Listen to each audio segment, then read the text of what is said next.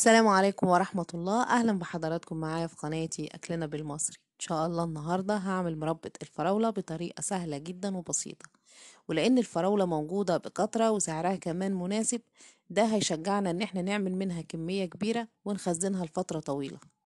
بسم الله. وأول حاجة ببتدي بيها وأنا بشتري الفراولة إنها ضروري تكون صبحة ويكون لونها أحمر زي ما حضراتكم شايفين، علشان تديني لون كويس مع المربى ونتيجة مضمونة.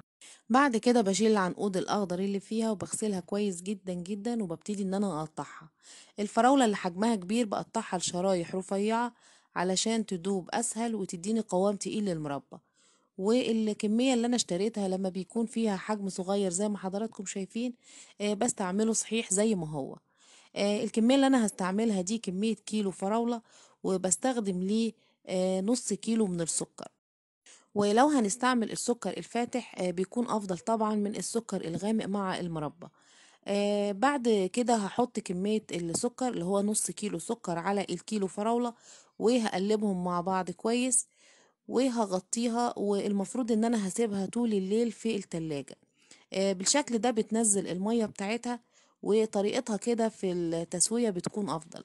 لكن لو انا حبيت ان انا اعملها على طول مفيش مشكلة، بحطها على النار على طول. لكن الطريقة دي بتكون النتيجة بتاعتها افضل شوية من الاستعمال السريع. بعد ما قعدت طول الليل في التلاجة، الفراولة نزلت المية بتاعتها زي ما حضراتكم شايفين.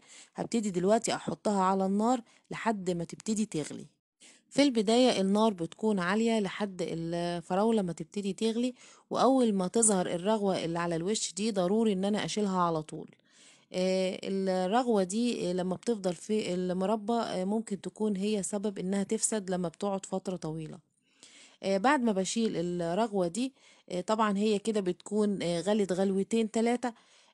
ببتدي إن أنا أعصر على كمية الكيلو فراولة نص ليمونة. بسيبها تغلي شوية كمان، وبعد كده بهدي النار وبسيب الفراولة تستوي على نار هادية. وده شكلها بعد ساعة على نار هادية. مية المربى خفيفة شوية، وده لأنها لسه على النار. لكن لما بشيل المربى واسيبها تبرد بتكون أتقل من كده. هبتدي دلوقتي إن أنا أجهز البرطمان اللي هعبي فيه، بغسله كويس وانشفه، وبحاول إن أنا أدخل فيه حرارة شوية من على النار علشان يتعقم من جوه.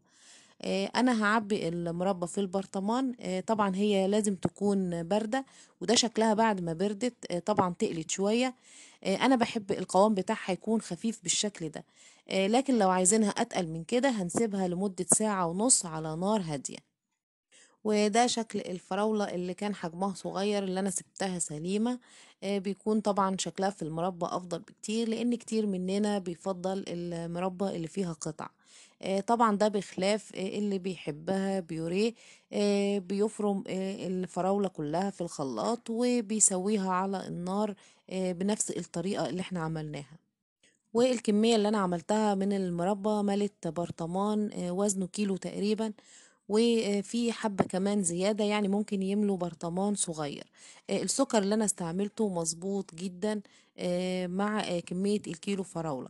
لكن زي ما قلت اللي بيفضل السكر زيادة يقدر يستعمل كيلو إلا ربع سكر مع الفراولة.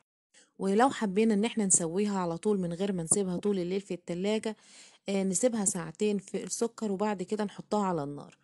او ان احنا نسويها على طول مفيش مشكلة. ان شاء الله لما تجربوا الطريقة دي هتعجبكم جدا، والسلام عليكم ورحمة الله.